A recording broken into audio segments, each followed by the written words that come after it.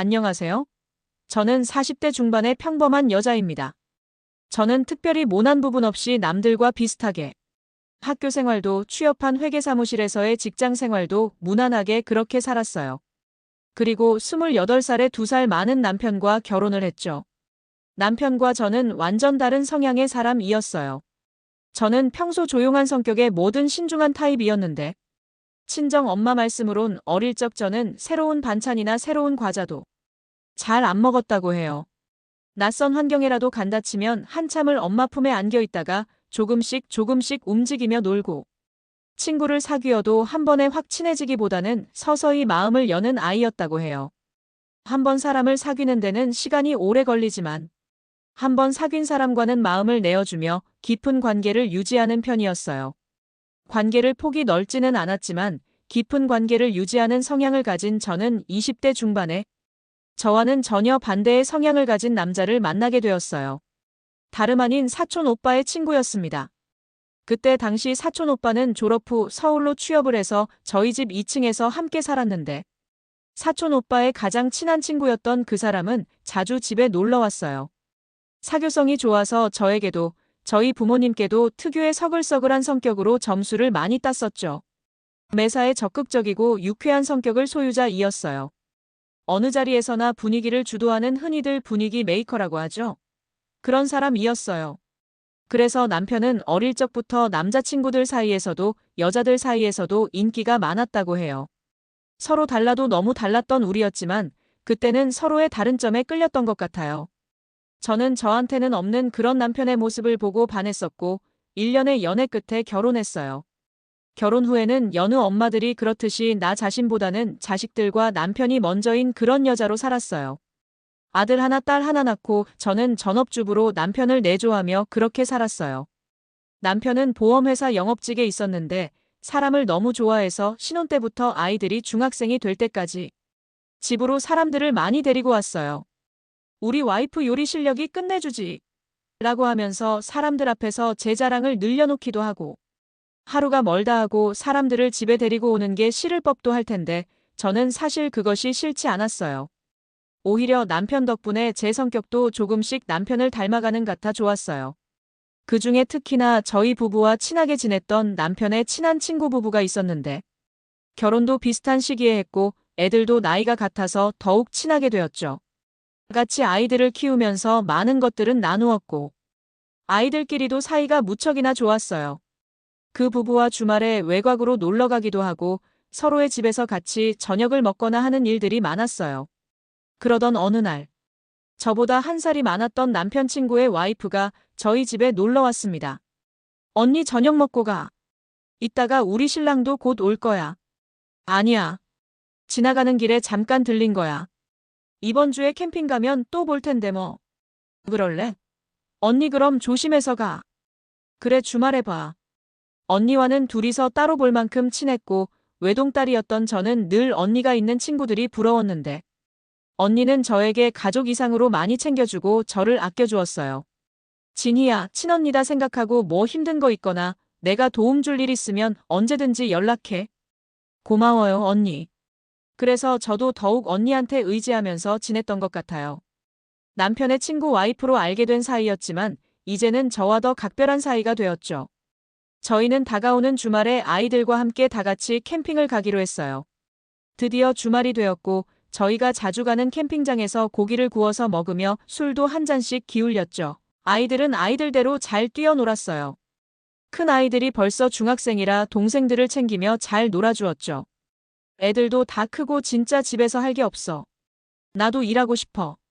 언니가 말했어요. 아 진짜? 재영씨 우리 회사 들어와요. 지금 영업직 모집 중이야. 에이나 영업 못해요. 기석씨 성격이라서 하는 거지 우리는 마음 약해서 못해. 남편이 본인이 하고 있는 보험 영업직으로 들어오라고 했고 언니는 못한다면서 손사래를 쳤어요. 교육만 받아도 지원금 나가니까 그냥 교육만 받아. 받고 나서 안 하면 되지 뭘. 그런 것도 있어요? 그냥 가만 교육만 받는데 돈을 준다고. 교육받고 보험 시험만 하나 쳐놔요. 언제고 써먹을 수도 있고. 당장 할 일도 없는데 뭐 어때요? 그런가? 나 해볼까 봐. 그렇게 언니는 남편의 회사에서 교육을 받기로 했어요. 저는 그런 언니의 도전을 응원해 주었고 그날의 술자리는 기분 좋게 물어있고 있었죠. 그렇게 3개월이 지났고 언니는 교육을 받으며 비전을 보았는지 남편이 일하는 회사에서 정식으로 일을 해보기로 했다고 했습니다. 언니는 오랜 세월 전업주부로 지내오다가 일을 다시 하게 되니 너무 좋다고 했어요. 진이야, 너도 같이 일하자. 나 요즘 너무 재밌어.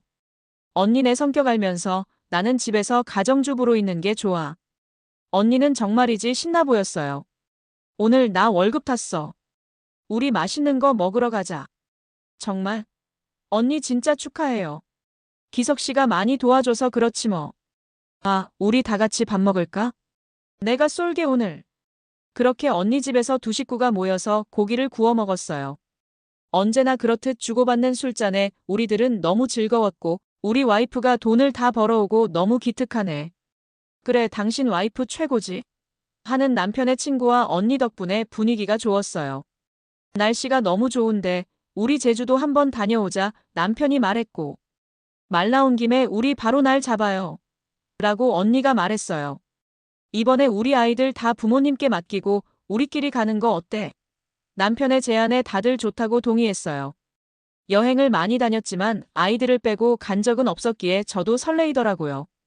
그렇게 한 달 뒤 드디어 여행 당일이 되었어요. 낮에는 여러 군데를 돌아다니며 사진도 찍고 맛있는 것도 먹으며 시간을 보냈고 저녁에 되어 펜션으로 돌아와서 바베큐를 준비했어요. 저희 아이들은 친정집에 맡겼는데 신경이 쓰여 친정엄마한테 전화를 했더니 애들은 잘 있다고 걱정 말고 재밌게 놀고 오라는 말에 안심이 되었던지 그날 저는 술을 많이 먹게 되었습니다. 캠핑이나 두 부부나 같이 식사할 때도 저는 아이들 때문에 술을 먹지 않았어요.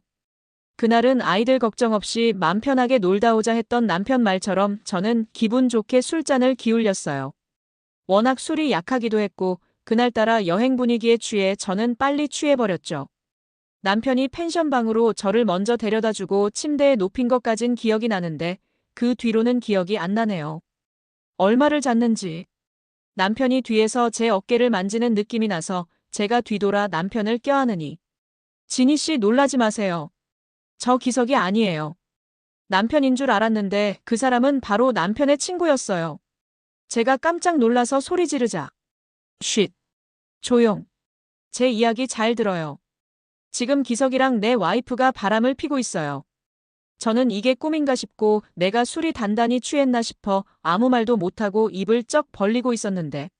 놀랐죠? 저도 처음에 많이 놀랐어요. 한 달 전쯤 와이프 핸드폰 보다가 둘이 주고받은 메시지 보고 알았어요. 저는 말이 안 나와서 눈만 껌뻑껌뻑 거리고 있었어요. 사실 숙취 때문에 머리도 너무 아팠고 아직 정신을 못 차리겠더군요. 지금도 이것들 둘이 어디론가 갔어요. 내가 피곤하다고 하니 둘이서 자리 정리하고 들어간다고 먼저 가서 자라고 하더니 이것들 지금 마당에 없어요. 더러운 것들. 저 절대로 이거 용서 안 합니다. 진희 씨도 마음 단단히 먹어요. 어떻게 오빠가 이런 짓을. 말도 안 돼요. 재영 언니랑 우리 남편이 어떻게. 말도 안 돼요. 눈물이 났습니다. 곧 있으면 결혼 15주년이었어요.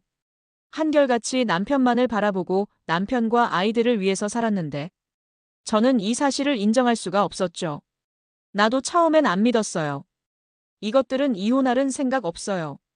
끝까지 가정 지키면서 불륜 관계를 유지하려는 것 같아요. 참 기가 막히죠? 이번 여행도 불륜 증거 잡으려고 제가 추진한 겁니다. 어떻게 하시려고요? 우선은 증거를 잡아야 상간소송을 할 수 있어요. 진희 씨도 정신 똑바로 차려요. 우리가 렌트한 차에 녹음기를 설치해놨어요. 법적 효력은 없지만 둘의 불륜 현장을 확실하게 어필할 수는 있을 거예요. 남편의 친구는 한 달 전부터 이런 계획을 했다고 했어요. 저는 여전히 큰 충격에 빠져 눈물만 흘리고 있었어요. 내일 서울로 가서 제가 따로 연락할게요.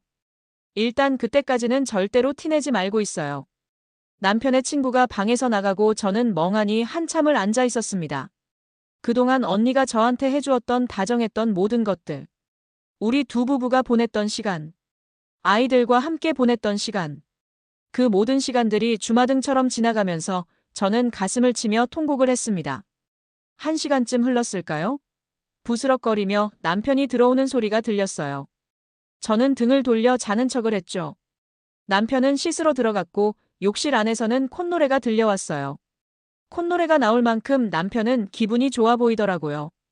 저는 이를 악물었고 지금 당장이라고 저 욕실 문을 열고 도대체 왜 그랬냐고 욕을 퍼부으며 따지고 싶었지만 겨우겨우 참았어요. 뜬 눈으로 밤을 지새웠고 다음 날 저의 몸이 너무 안 좋아서 일정보다 빨리 서울로 출발했어요. 진희야, 괜찮아? 어떡해?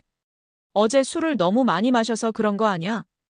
언니가 저를 걱정스러운 눈으로 쳐다보았어요.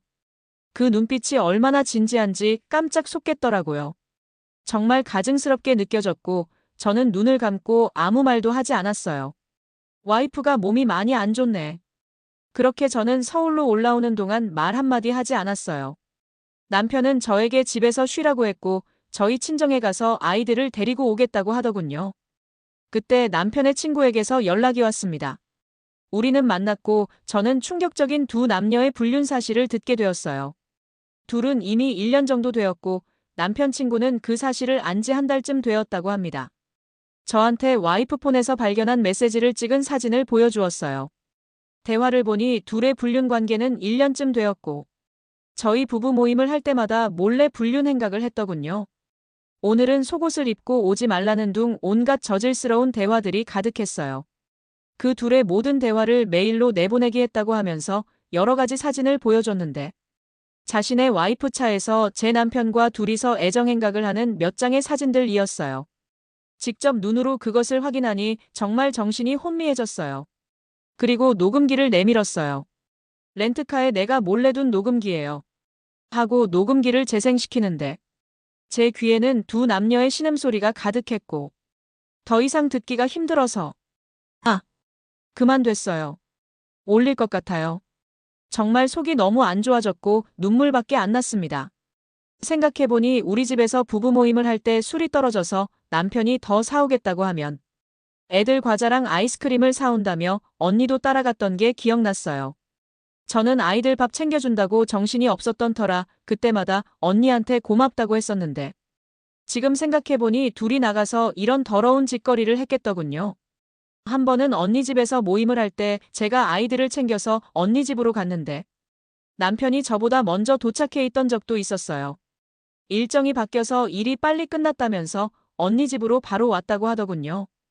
그 집에는 아직 남편 친구도 퇴근 전이라 없었고 아이들은 친할머니 집에 놀러 갔다고 하면서 아무도 없었죠. 지금 생각하니 모든 것이 의심덩어리였지만 그때 저는 두 남녀가 그런 짓을 하고 있을 거라고는 상상도 못한 채 아무렇지도 않게 넘겼어요. 그때 제가 왜 그랬나 왜 그렇게 바보 같았나 싶은 것이 모든 것이 원망스러웠습니다. 저는 너무 충격을 받았고 어젯밤부터 잠 한숨 못 잤기에 정말 소파에 앉아 있는 것조차 힘들었죠. 진희 씨 일단 몸부터 추스려요.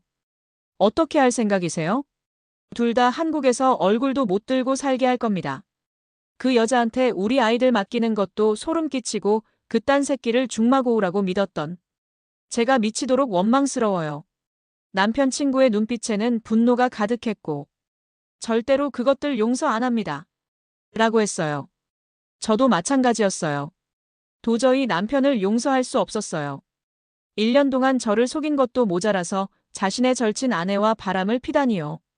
삼촌하며 따르는 아이들 앞에서 어떻게 그런 짓을 할 수 있는지. 또한 저에게 자신을 친언니처럼 생각하라고 했던 그 가증스러운 여자의 얼굴을 생각하니 정말 피가 거꾸로 솟았습니다.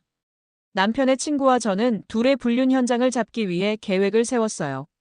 위치 추적하는 방법을 배웠고 차의 블랙박스 보는 법을 제게 가르쳐 주었고 저에게 소형 녹음기를 건네주었습니다.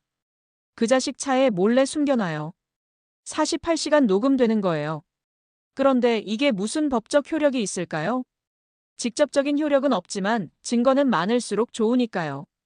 그리고 모은 증거들은 전부 그것들 회사에 뿌릴 겁니다. 그런 계획을 세우고 다시 집에 돌아오자 남편이 아이들을 데리고 와 있더군요. 여보 어디 갔었어? 전화는 왜 안 받고? 병원 갔다 왔어. 나 좀 쉴게. 그 사람 얼굴을 보는데 아까 전에 본 애정행각 사진들이 생각나면서 너무 역겨웠어요. 정말 모든 것을 포기하고 싶었지만 이대로 무너지면 안 된다는 생각에 누구 좋으라고 그 생각 하나로 버텼어요. 저 손에 아이들을 맡기는 것이 싫어서 방학을 핑계로 친정엄마 댁에 아이들을 보내기로 했어요. 우선 둘이 있는 현장을 잡아야 했기에 저는 다음 날부터 저는 남편을 미행하기 시작했죠. 둘은 마치 부부처럼 팔짱을 끼며 백화점을 가더군요. 주얼리 코너에 가더니 남편은 불륜녀에게 목걸이 선물을 했어요. 거울에 목걸이를 비춰보며 자기한테 잘 어울리냐면서 둘이서 아주 즐거워 보였습니다. 참 기가 막힐 노릇이었습니다. 지하로 가더니 둘이서 마트에서 장을 보기도 했어요. 둘은 어느 누가 봐도 아주 사이가 좋은 부부처럼 보였어요. 화가 치밀어 올랐지만 저는 꾹꾹 눌러 참았습니다. 그날 저녁 남편이 장을 한가득 봐왔어요. 낮에 불륜녀와 함께 마트에서 가서 사온 것들이었죠. 당신 좋아하는 것 좀 샀어. 귀찮게 뭐하러 마트까지 들렸어요?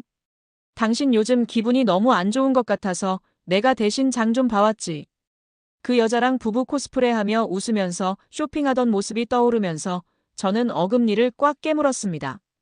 아, 그리고 이건 당신 선물. 하며 남편이 낮에 주얼리 샵에서 불륜녀에게 목걸이 사주면서 제 것도 하나 같이 산 걸 내밀었어요. 이게 뭐예요? 당신한테 잘 어울릴 것 같아서 하나 샀어. 하며 제 목에 목걸이를 걸어주었어요. 순간 얼마나 소름이 끼치던지요. 고마워요. 잘 어울리네. 나 씻고 올게. 아무것도 모르는 남편은 웃으며 씻으러 들어갔고 저는 목걸이를 풀어서 쓰레기통에 집어넣었습니다. 쓰레기 같은 인간. 조금만 기다려. 당신도 이렇게 쓰레기통에 버려줄 테니. 그리고 며칠 뒤 남편 친구에게서 전화가 왔습니다. 진희 씨. 그 여자 위치 추적해보니 지금 모텔에 있어요. 심장이 덜컥 내려앉더군요. 주소 찍어줄 테니 그쪽으로 와요. 그렇게도 현장을 잡고 싶었는데 막상 모텔에서 이것들을 마주할 생각을 하니 손이 벌벌 떨리고 심장이 미친 듯이 뛰었습니다. 직접 제 눈으로 보고 나면 정말 모든 것이 무너져 내릴 것 같더군요. 떨리는 마음으로 택시를 타고 그곳으로 갔고 모텔 맞은편에 주차를 하고 있는 남편의 친구를 만나 차에서 그 둘이 나오길 기다렸어요. 남편의 친구가 핸드폰으로 찍은 자신의 와이프 차가 모텔로 들어가는 사진을 보여주었어요. 뻘건 대낮에도 이것들은 이짓거리를 하고 돌아다니네요. 또다시 심장이 뛰기 시작할 그때 남편의 차가 모텔 주차장 안으로 들어갔습니다. 남편 친구가 재빨리 사진을 찍었어요. 가요. 잠시만요, 진희 씨. 지금 모텔 들어가도 그것들이 순순히 문을 열어주겠어요? 그럼요. 그럼 둘이 버젓이 모텔에 들어간 게 다 찍혔는데. 이대로 있자는 얘기예요? 어차피 문 안 열어주면 현장 못 잡아요. 관계를 하는 장면을 찍어야 하는데. 사실상 그건 불가능해요. 오늘은 모텔 들어가는 사진 찍은 걸로 만족하고 다른 계획을 세워야 해요. 어떤 계획이요? 우리의 계획은 이랬어요. 늘 그랬던 것처럼 저희 집에 부부를 초대해서 저녁을 먹고 술을 많이 먹은 뒤 자고 가는 거였고, 그때 그 남녀의 불륜 현장을 잡자는 것이었어요. 그렇게 일주일을 준비했습니다. 그렇게 드디어 주말이 되었고, 아무것도 모른 채 남편은 매우 들떠 보이더군요. 저와 함께 살고 있는 이 집에서 불륜녀를 볼 생각에 신이 났나 보더라고요. 주고받은 메시지에서 우리 집에서 하니까 더 짜릿하더라 라는 말이 떠오르며 정말 분노가 끓어올랐어요. 남편 친구 부부가 도착했고, 진희야 잘 지냈어? 몸은 좀 괜찮아? 언니가 저한테 친한 척을 하며 저를 안는데 정말 소름이 끼치고 당장 머리채를 잡고 싶었지만 잠시 후의 대사를 위해 겨우겨우 참았습니다. 넷이서 고기를 구워 먹고 술을 먹다 보니 시간은 어느새 자정이 넘었어요. 남편의 친구가 갑자기 술이 너무 취해서 거실에서 잠들어 버렸죠. 물론 술은 하나도 취하지 않았어요. 작전일 뿐이었죠. 여보 일어나. 이제 집에 가야지. 언니가 자신의 남편을 흔들어 깨웠지만 미동도 없자. 시간도 늦었는데 자고 가요. 애들도 없고 편하게 있다가 가도 돼요. 제가 그렇게 말하니 기다렸다는 듯이 언니는 그럴까? 우리 자고 갈까? 이 사람이 아예 일어나지를 못하네. 그때 남편이 한마디 거들더군요. 그래 지금 대리 불러도 늦으니 오늘은 자고 가. 여보 2층 방에 이불하고 좀 준비해줘. 괜히 신세지네. 아니 이 사람이 근데 오늘 무슨 술을 이렇게 많이 마셨대. 여보 일어나봐. 그냥 놔둬요. 이 자식은 그냥 여기서 자게 둬. 괜히 깨우면 술만 더 먹자고 한다니까 라며 남편이 말했어요.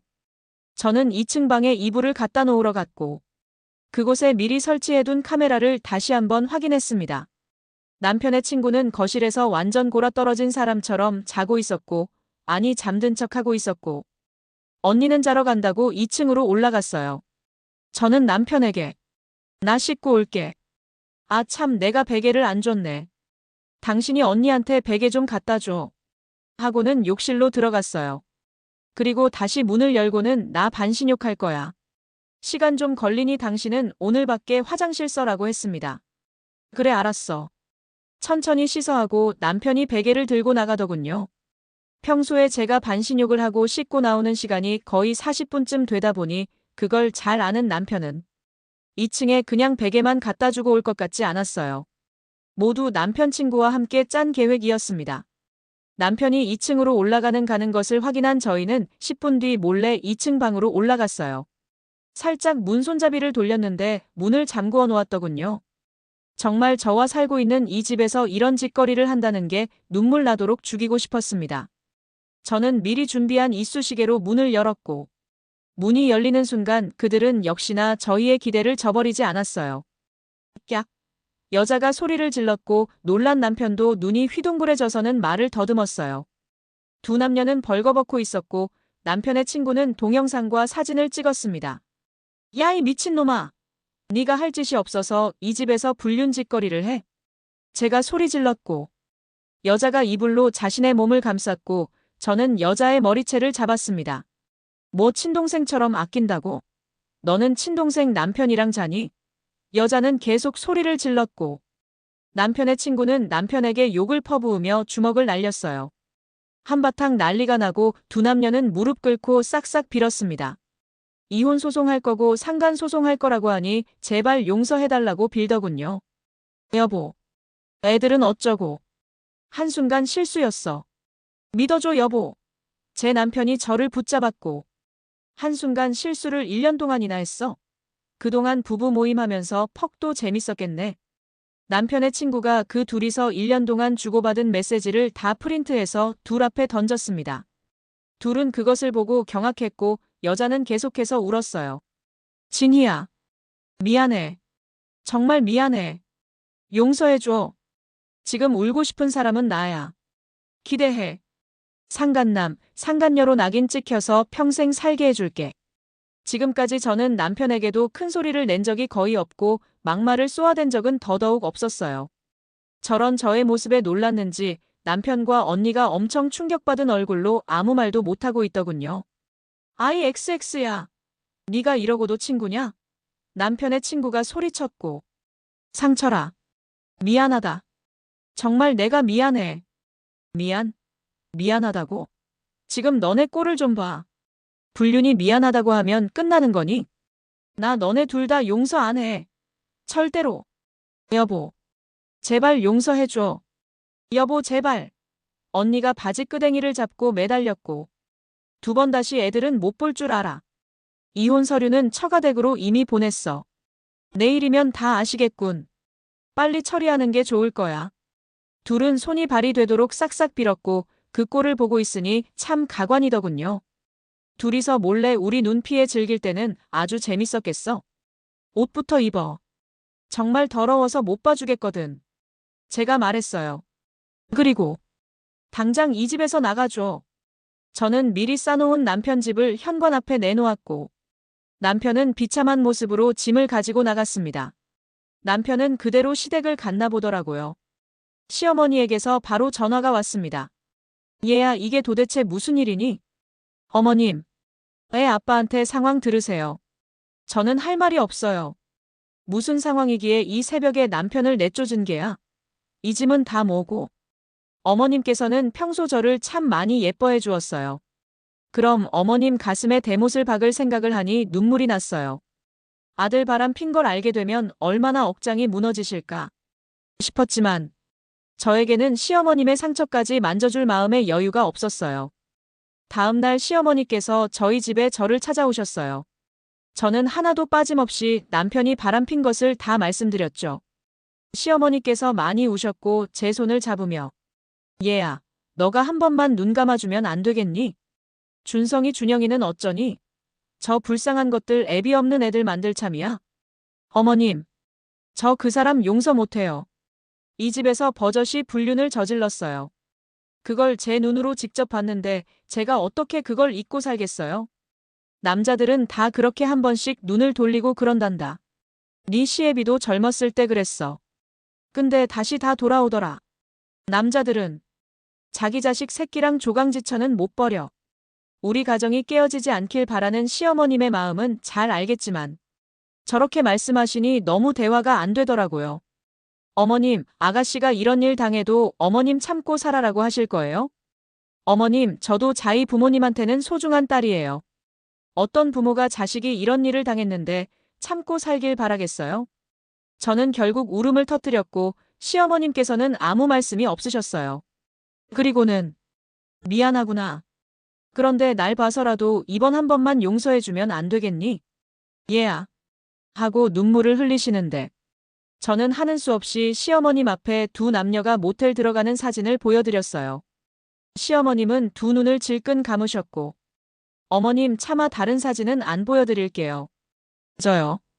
이거 못 잊어요. 이거 평생 못 잊어요. 하루에도 수십 번씩 그 장면이 떠오르고요. 밤에 자려고 누우면 악몽처럼 계속해서 떠올라서 정말 미칠 것 같아요.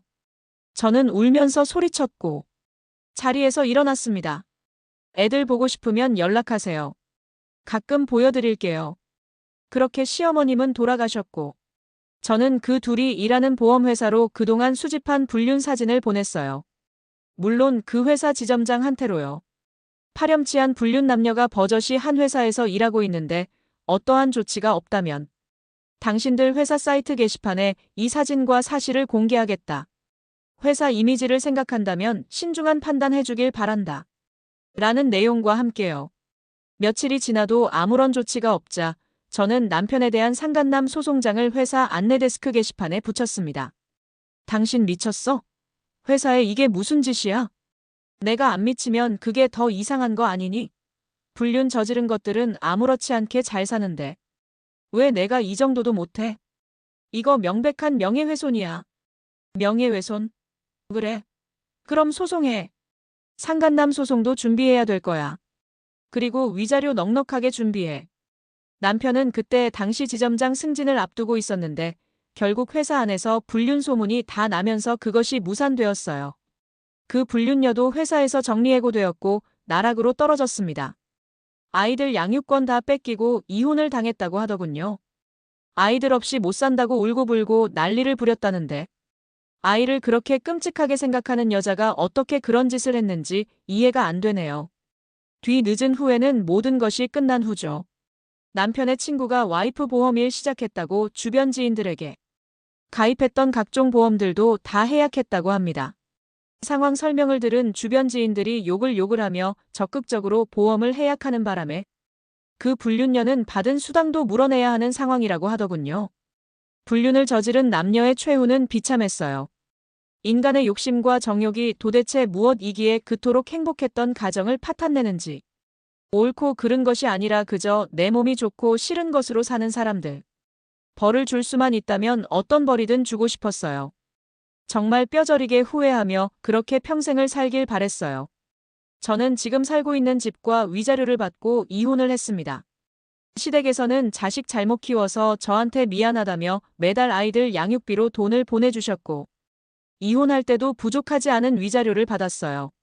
하지만 저는 그때 이후로 사람을 잘 믿지 못하게 되었어요. 그리고 아이들에게 씻을 수 없는 상처를 주었습니다. 아직도 그때를 생각하면 심장이 벌렁거리고 손이 떨립니다. 하지만 1년이나 불륜 사실을 속인 그것들을 그때라도 알게 된 것이 하늘이 도운 거라 생각해요.